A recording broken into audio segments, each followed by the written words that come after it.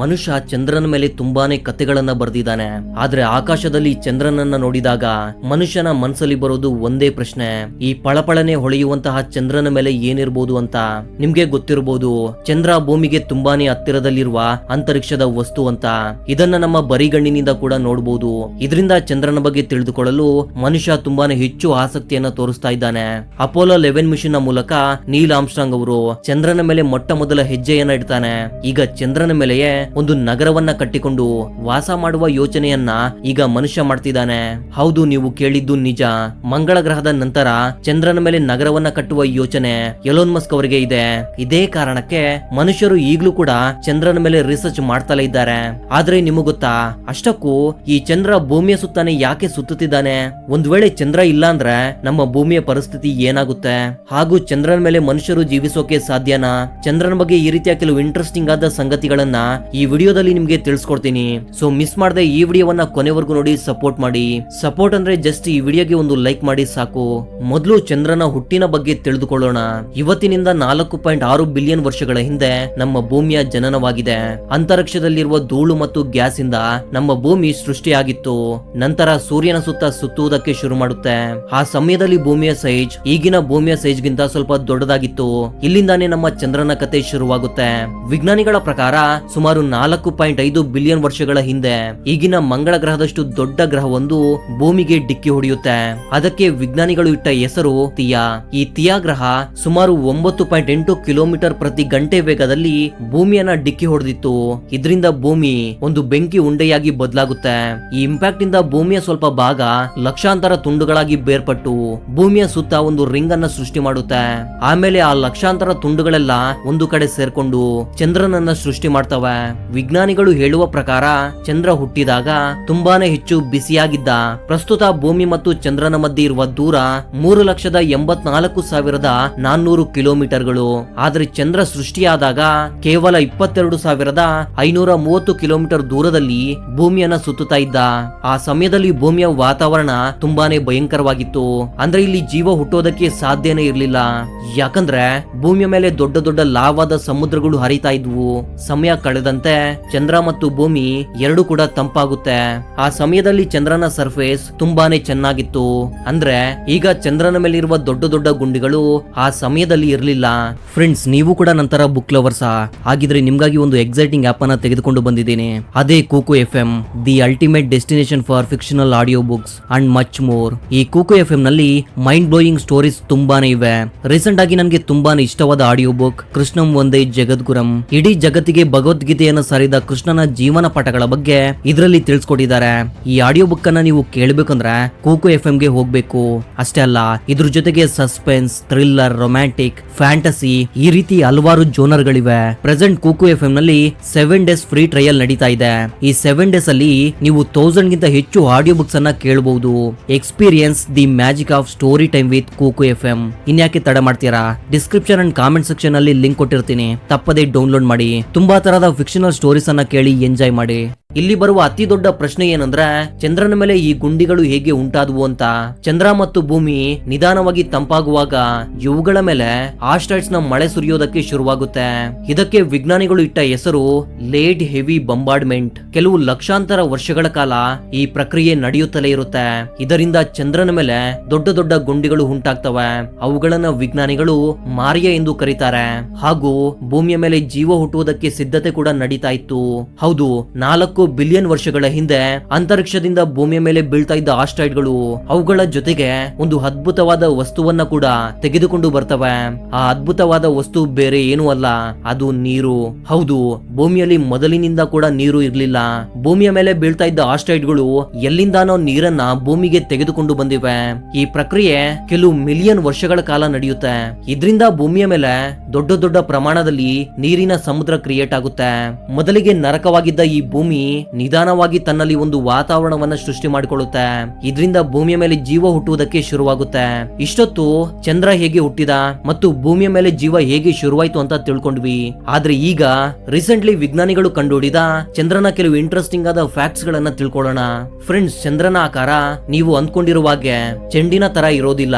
ಬದಲಿಗೆ ಒಂದು ಮೊಟ್ಟೆಯ ಆಕಾರದಲ್ಲಿ ಈ ಚಂದ್ರ ಕಾಣಿಸ್ತಾನೆ, ಸೇಮ್ ನಮ್ಮ ಭೂಮಿಯ ಹಾಗೆ. ಹೌದು, ನಮ್ಮ ಭೂಮಿ ಕೂಡ ಸಂಪೂರ್ಣ ವೃತ್ತಾಕಾರದಲ್ಲಿ ಇರೋದಿಲ್ಲ, ಬದಲಿಗೆ ಓಮ್ಲೆಟ್ ಶೇಪ್ ನಲ್ಲಿ ಕಂಡು ಬರುತ್ತೆ. ಜೊತೆಗೆ ಚಂದ್ರ ನೋಡುವುದಕ್ಕೆ ಯಾವಾಗ್ಲೂ ಒಂದೇ ಸೈಜ್ ನಲ್ಲಿ ಕಾಣುವುದಿಲ್ಲ. ಅಂದ್ರೆ ಕೆಲವು ಬಾರಿ ಚಿಕ್ಕದಾಗಿ ಕಾಣಿಸಿದ್ರೆ ಇನ್ನು ಕೆಲವು ಬಾರಿ ತುಂಬಾನೇ ದೊಡ್ಡದಾಗಿ ಕಾಣಿಸ್ತಾನೆ. ಯಾಕಂದ್ರೆ ಚಂದ್ರ ಭೂಮಿಯ ಸುತ್ತ ಸುತ್ತುವಾಗ ಭೂಮಿಯಿಂದ ಕೆಲವು ಬಾರಿ ಹೆಚ್ಚು ದೂರಕ್ಕೆ ಹೋಗ್ತಾನೆ, ಆಗ ತುಂಬಾನೇ ಚಿಕ್ಕದಾಗಿ ಕಾಣ್ತಾನೆ. ಹಾಗೂ ಭೂಮಿಗೆ ತುಂಬಾನೇ ಹತ್ತಿರದಲ್ಲಿ ಇರುವಾಗ ಇದು ತುಂಬಾನೇ ದೊಡ್ಡದಾಗಿ ಕಾಣಿಸುತ್ತೆ. ಅಷ್ಟೇ ಅಲ್ಲ, ಚಂದ್ರ ಭೂಮಿಯಿಂದ ದೂರಕ್ಕೆ ಹೋದಾಗ ಭೂಮಿಯ ಮೇಲಿನ ವಾತಾವರಣ ಸಾಮಾನ್ಯವಾಗಿ ಇರುತ್ತೆ. ಆದ್ರೆ ಭೂಮಿಯ ಹತ್ತಿರಕ್ಕೆ ಬಂದಾಗ ವಾತಾವರಣದಲ್ಲಿ ತುಂಬಾನೇ ಬದಲಾವಣೆಗಳು ಬರುತ್ತೆ. ಅಂದ್ರೆ ಸಮುದ್ರದಲ್ಲಿ ಭಯಂಕರವಾದ ಅಲೆಗಳು ಬರುತ್ತವೆ. ಚಂದ್ರನಲ್ಲಿ ಗ್ರಾವಿಟಿ ತುಂಬಾನೇ ಕಡಿಮೆ ಇರುತ್ತೆ. ಭೂಮಿಯ ಗ್ರಾವಿಟಿಗೆ ಹೋಲಿಸಿದ್ರೆ 6 ಪಟ್ಟು ಕಡಿಮೆ ಶಕ್ತಿಶಾಲಿಯಾಗಿರುತ್ತೆ. ಇದ್ರ ಪ್ರಕಾರ ಒಬ್ಬ 100 ಕೆಜಿ ತೂಕವಿರುವ ವ್ಯಕ್ತಿ ಚಂದ್ರನ ಮೇಲೆ ಕೇವಲ 16.5 ಕೆಜಿ ಹೊಂದಿರ್ತಾನೆ. ಅಷ್ಟಕ್ಕೂ ಚಂದ್ರನ ಗ್ರಾವಿಟಿಯಿಂದ ನಮ್ಗೇನು ಉಪಯೋಗ? ಮೊದ್ಲೇ ಹೇಳ್ದಾಗೆ ಚಂದ್ರನ ಗ್ರಾವಿಟಿಯಿಂದಾನೆ ಸಮುದ್ರದಲ್ಲಿ ಹೆಚ್ಚಾಗಿ ಅಲೆಗಳು ಬರುತ್ತವೆ. ಚಂದ್ರನ ಗ್ರಾವಿಟಿ ಭೂಮಿಯ ನೆಲದ ಮೇಲೆ ಪ್ರಭಾವ ಬೀರದೇ ಇರಬಹುದು, ಆದ್ರೆ ಸಮುದ್ರಗಳ ಮೇಲೆ ಮಾತ್ರ ತುಂಬಾನೇ ಹೆಚ್ಚು ಪ್ರಭಾವನ ಬೀರುತ್ತೆ. ಅಂದ್ರೆ ಚಂದ್ರನ ಗ್ರಾವಿಟಿ ಇಲ್ಲ ಅಂದ್ರೆ ಆಲ್ಮೋಸ್ಟ್ ಸಮುದ್ರಗಳಲ್ಲಿ ಅಲೆಗಳು ಬರೋದೇ ನಿಂತು ಹೋಗುತ್ತೆ. ಈಗ ನಿಮ್ಮೆಲ್ಲರಿಗೂ ಒಂದು ಡೌಟ್ ಬಂದಿರಬೇಕು, ಒಂದು ವೇಳೆ ಚಂದ್ರ ಭೂಮಿಗೆ ತುಂಬಾನೇ ಹತ್ತಿರಕ್ಕೆ ಬಂದ್ರೆ ಏನಾಗುತ್ತೆ? ಇದಕ್ಕೆ 2 ರೀತಿಯಲ್ಲಿ ಉತ್ತರವನ್ನ ಕೊಡಬಹುದು. ಚಂದ್ರ ವೇಗವಾಗಿ ಭೂಮಿಯನ್ನ ಡಿಕ್ಕಿ ಹೊಡೆದ್ರೆ ನಮ್ಮ ಭೂಮಿ ಮತ್ತೆ ಬೆಂಕಿ ಹುಂಡಿಯಾಗಿ ಬದಲಾಗುತ್ತೆ. ಒಂದು ವೇಳೆ ನಿಧಾನವಾಗಿ ಭೂಮಿಯ ಹತ್ತಿರಕ್ಕೆ ಬರ್ತಾ ಇದ್ರೆ ಭೂಮಿಯ ಗ್ರಾವಿಟೇಷನ್ ಫೋರ್ಸ್ ಇಂದ ಚಂದ್ರ ಒಡೆದು ಹೋಗಿ ಚಿಕ್ಕ ಚಿಕ್ಕ ತುಂಡುಗಳಾಗ್ತಾನೆ. ನಂತರ ಭೂಮಿಯ ಸುತ್ತ ಒಂದು ರಿಂಗ್ ಸೃಷ್ಟಿಯಾಗುತ್ತೆ. ಇದು ಕೇಳೋದಕ್ಕೆ ನಿಮ್ಗೆ ಸಿಂಪಲ್ ಆಗಿರ್ಬೋದು, ಆದ್ರೆ ಈ ರೀತಿ ಏನಾದ್ರೂ ಆದ್ರೆ ಇಡೀ ಜಗತ್ತೇ ಸರ್ವನಾಶ ಆಗುತ್ತೆ. ಅಂದ್ರೆ ಚಂದ್ರ ಭೂಮಿ ಹತ್ತಿರಕ್ಕೆ ಬರುತ್ತಾ ಹೋದಂತೆ ಸಮುದ್ರದಲ್ಲಿ ದೊಡ್ಡ ದೊಡ್ಡ ಸುನಾಮಿಗಳು ಉಂಟಾಗ್ತವೆ, ತುಂಬಾನೇ ಭೂಕುಸಿತ ಆಗುತ್ತೆ ಹಾಗೂ ಜ್ವಾಲಾಮುಖಿಗಳ ಸ್ಫೋಟವಾಗುತ್ತೆ. ಇದರಿಂದ ಭೂಮಿಯ ಮೇಲಿನ ಜೀವ ಸಂಕುಲ ಸಂಪೂರ್ಣವಾಗಿ ಸರ್ವನಾಶವಾಗುತ್ತೆ. ಹಾಗಂತ ನೀವು ಚಿಂತೆ ಮಾಡುವ ಅವಶ್ಯಕತೆ ಇಲ್ಲ, ಯಾಕಂದ್ರೆ ಚಂದ್ರ ಪ್ರತಿ ವರ್ಷ ಭೂಮಿಯಿಂದ 1.5 ಇಂಚು ದೂರವಾಗಿ ಜರುಗ್ತಾ ಇದ್ದಾನೆ. ಅಂದ್ರೆ ಭೂಮಿಯ ಹತ್ತಿರಕ್ಕೆ ಚಂದ್ರ ಬರೋದಿಲ್ಲ.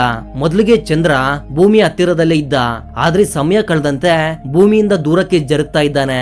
ನಿಮ್ಗೆ ಗೊತ್ತಾ, ಚಂದ್ರನ ಗ್ರಾವಿಟಿ ಭೂಮಿಯ ಮೇಲಷ್ಟೇ ಪರಿಣಾಮ ಬೀಳೋದಿಲ್ಲ, ಜೊತೆಗೆ ಭೂಮಿಯ ಗ್ರಾವಿಟೇಷನ್ ಫೋರ್ಸ್ ಇಂದ ಚಂದ್ರನ ಮೇಲೆ ಕೂಡ ಭೂಕಂಪಗಳು ಬರುತ್ತೆ. ಫ್ರೆಂಡ್ಸ್, ಚಂದ್ರನ ಸೈಜ್ ಅನ್ನ ಭೂಮಿಗೆ ಕಂಪೇರ್ ಮಾಡಿದ್ರೆ ಭೂಮಿಯ ಒಳಗಡೆ 50 ಚಂದ್ರಗಳನ್ನ ಇಡಿಸಬಹುದು. ಇದೇ ತರ ಸೂರ್ಯನ ಜೊತೆ ಕಂಪೇರ್ ಮಾಡಿದ್ರೆ ಚಂದ್ರ ಸೂರ್ಯನಿಗಿಂತ 400 ಪಟ್ಟು ಚಿಕ್ಕದಾಗಿರ್ತಾನೆ. ಇಲ್ಲಿ ಇಂಟ್ರೆಸ್ಟಿಂಗ್ ಆದ ಸಂಗತಿ ಏನಂದ್ರೆ ಸೂರ್ಯನು ಭೂಮಿಯಿಂದ 400 ಪಟ್ಟು ದೂರದಲ್ಲಿ ಇರೋದ್ರಿಂದ ನಮ್ಗೆ ಆಕಾಶದಲ್ಲಿ ಸೂರ್ಯ ಮತ್ತು ಚಂದ್ರ ಒಂದೇ ಸೈಜ್ ನಲ್ಲಿ ಇರೋ ತರ ಕಾಣಿಸುತ್ತೆ. ಇದರಿಂದ ಸೂರ್ಯಗ್ರಹಣ ಆದಾಗ ಸೂರ್ಯನನ್ನ ಚಂದ್ರ ಪೂರ್ತಿಯಾಗಿ ಮುಚ್ಚಿ ಬಿಡ್ತಾನೆ. ಈ ಸೂರ್ಯಗ್ರಹಣ ವರ್ಷದಲ್ಲಿ 2 ರಿಂದ 3 ಬಾರಿ ಸಂಭವಿಸುತ್ತೆ. ಸೂರ್ಯ ಮತ್ತು ಭೂಮಿಯ ಮಧ್ಯೆ ಚಂದ್ರನು ಬಂದಾಗ ಸೂರ್ಯಗ್ರಹಣ ಸಂಭವಿಸುತ್ತೆ. ಅದೇ ರೀತಿಯಲ್ಲಿ ಚಂದ್ರ ಮತ್ತು ಸೂರ್ಯನ ಮಧ್ಯೆ ಭೂಮಿ ಬಂದಾಗ ಚಂದ್ರಗ್ರಹಣ ಸಂಭವಿಸುತ್ತೆ. ಇದರಿಂದ ಭೂಮಿಯ ನೆರಳು ಚಂದ್ರನ ಮೇಲೆ ಬಿದ್ದು ಚಂದ್ರ ಕೆಂಪು ಬಣ್ಣದಲ್ಲಿ ಕಾಣಿಸ್ತಾನೆ. ನೀವು ಗಮನವಿಟ್ಟು ನೋಡಿದ್ರೆ ಯಾವಾಗ್ಲೂ ಚಂದ್ರನ ಒಂದು ಕಡೆ ಮಾತ್ರವೇ ನಮ್ಗೆ ಕಾಣಿಸುತ್ತೆ, ಆದ್ರೆ ಹಿಂದಿನ ಭಾಗ ನಮ್ಗೆ ಯಾವಾಗ್ಲೂ ಕಾಣಿಸೋದೇ ಇಲ್ಲ. ಯಾಕಂದ್ರೆ ಚಂದ್ರ ಭೂಮಿಯ ಸುತ್ತ ಸುತ್ತುತ್ತಾನೆ, ಆದ್ರೆ ಭೂಮಿಯ ತರ ತನ್ನ ಸುತ್ತ ತಾನು ತಿರುಗುವುದಿಲ್ಲ. ಇದನ್ನ ವಿಜ್ಞಾನಿಗಳು ಟೈಡಲ್ ಲಾಕ್ ಎಂದು ಕರೀತಾರೆ. ನಿಮ್ಗೆ ಕಾಣುವ ಚಂದ್ರನ ಭಾಗವನ್ನ ನಿಯರ್ ಸೈಡ್ ಎಂದು ಕರೀತಾರೆ, ನಮ್ಗೆ ಕಾಣದ ಭಾಗವನ್ನ ಫೇರ್ ಸೈಡ್ ಎಂದು ಕರೀತಾರೆ, ಇಲ್ಲ ಡಾರ್ಕ್ ಸೈಡ್ ಆಫ್ ಮೂನ್ ಎಂದು ಕರೀತಾರೆ. ಇನ್ನು ವಾತಾವರಣದ ಬಗ್ಗೆ ಮಾತನಾಡಿದ್ರೆ ಭೂಮಿಯಲ್ಲಿ ಒಳ್ಳೆ ವಾತಾವರಣ ಇದೆ. ಇದರಿಂದ ಭೂಮಿಯ ಮೇಲೆ ರಾತ್ರಿ ಆಗೋದಕ್ಕೂ ಮೊದಲು ಸಾಯಂಕಾಲ ಕೂಡ ಬರುತ್ತೆ. ಅಂದ್ರೆ ಸಡನ್ ಆಗಿ ದಿನದಿಂದ ರಾತ್ರಿ ಆಗೋದಿಲ್ಲ, ಬದಲಿಗೆ ನಿಧಾನವಾಗಿ ಕತ್ತಲು ಆವರಿಸುತ್ತೆ. ಆದ್ರೆ ಚಂದ್ರನ ಮೇಲೆ ತುಂಬಾನೇ ವಿಭಿನ್ನವಾಗಿ ನಡೆಯುತ್ತೆ. ರಾತ್ರಿ ಬರೋದಕ್ಕೂ ಮೊದಲು ಸಾಯಂಕಾಲ ಇಲ್ಲಿ ಬರೋದಿಲ್ಲ, ಅಂದ್ರೆ ಸಡನ್ ಆಗಿ ದಿನದಿಂದ ಕತ್ತಲು ಆವರಿಸುತ್ತೆ. ಇನ್ನು ಗಾಳಿ ಬಗ್ಗೆ ಮಾತನಾಡಿದ್ರೆ ಚಂದ್ರನ ಮೇಲೆ ಯಾವುದೇ ಗಾಳಿ ಇಲ್ಲ. ಇದರಿಂದ ಚಂದ್ರನ ಮೇಲೆ ಆಸ್ಟ್ರೋನಾಟ್ಸ್ ಎಲೆಮೆಂಟ್ಸ್ ಇಟ್ಟ ಹೆಜ್ಜೆ ಗುರುತುಗಳು ಕೆಲವು ಮಿಲಿಯನ್ ವರ್ಷಗಳ ಕಾಲ ಹಾಗೆ ಇರುತ್ತೆ. ಯಾಕಂದ್ರೆ ಗಾಳಿ ಇಲ್ಲ ಅಂದ್ರೆ ಮಣ್ಣು ಕೂಡ ಅಲುಗಾಡೋದಿಲ್ಲ. ಚಂದ್ರನ ಮೇಲೆ ಹೋಗಿದ್ದ ಈ ಆಸ್ಟ್ರೋನಾಟ್ಸ್ ನ ಪ್ರಕಾರ ಚಂದ್ರನ ಮಣ್ಣಿನ ವಾಸನೆ ಗನ್ ಪೌಡರ್ ತರ ಇದೆಯಂತೆ. ಚಂದ್ರನ ಮೇಲೆ ಹೆಜ್ಜೆ ಇಟ್ಟ ಮೊಟ್ಟ ಮೊದಲ ಮನುಷ್ಯ ನೀಲ್ ಆರ್ಮ್ಸ್ಟ್ರಾಂಗ್. ನಿಮಗ್ ಗೊತ್ತಾ, ಅಪೋಲೋ ಮಿಷನ್ ನ ಮೂಲಕ ಬರೋಬ್ಬರಿ 12 ಜನ ಚಂದ್ರನ ಮೇಲೆ ಹೆಜ್ಜೆ ಇಟ್ಟು ಬಂದಿದ್ದಾರೆ. ಅಲಾನ್ ಶೆಫರ್ಡ್ ಹೆಸರಿನ ಈ ವ್ಯಕ್ತಿ ಚಂದ್ರನ ಮೇಲೆ ಗೋಲ್ಫ್ ಆಡಿದ ಏಕೈಕ ವ್ಯಕ್ತಿ ಇವರು. ಆಗ ಅವರು ಹೊಡೆದ ಬಾಲ್ ಕಳೆದು ಹೋಗಿತ್ತು, ಅದು ಇದುವರೆಗೂ ಸಿಕ್ಕಿಲ್ಲ. ಅಷ್ಟಕ್ಕೂ ಚಂದ್ರನ ಮೇಲೆ ಜೀವನ ಮಾಡೋದಕ್ಕೆ ಸಾಧ್ಯನಾ? ಇದ್ರ ಬಗ್ಗೆ ವಿಜ್ಞಾನಿಗಳ ಬಳಿಯೇ ಸರಿಯಾದ ಉತ್ತರವಿಲ್ಲ. ಆದ್ರೆ ಎಲೋನ್ ಮಸ್ಕ್ ಅವರು ಏನ್ ಹೇಳ್ತಾ ಇದ್ದಾರೆ ಅಂದ್ರೆ, ಅವರು ಮಂಗಳ ಗ್ರಹದ ಮೇಲೆ ಒಂದು ನಗರವನ್ನ ಕಟ್ಟಿದ ನಂತರ ಚಂದ್ರನ ಮೇಲೆ ಕೂಡ ನಗರವನ್ನ ಕಟ್ತೀನಿ ಅಂತ ಹೇಳ್ತಿದ್ದಾರೆ. ಇದ್ರ ಬಗ್ಗೆ ನಿಮ್ಮ ಅಭಿಪ್ರಾಯ ಏನು ಅಂತ ಕಾಮೆಂಟ್ ಮಾಡಿ ತಿಳಿಸಿ. So that was the info my dear thinkers. ಮತ್ತೊಂದು ಇಂಟ್ರೆಸ್ಟಿಂಗ್ ಆದ ವಿಡಿಯೋ ಜೊತೆ ಮತ್ತೆ ಸಿಗ್ತೀನಿ. ಅಲ್ಲಿವರೆಗೂ ಜೈ ಹಿಂದ್, ಜೈ ಕರ್ನಾಟಕ.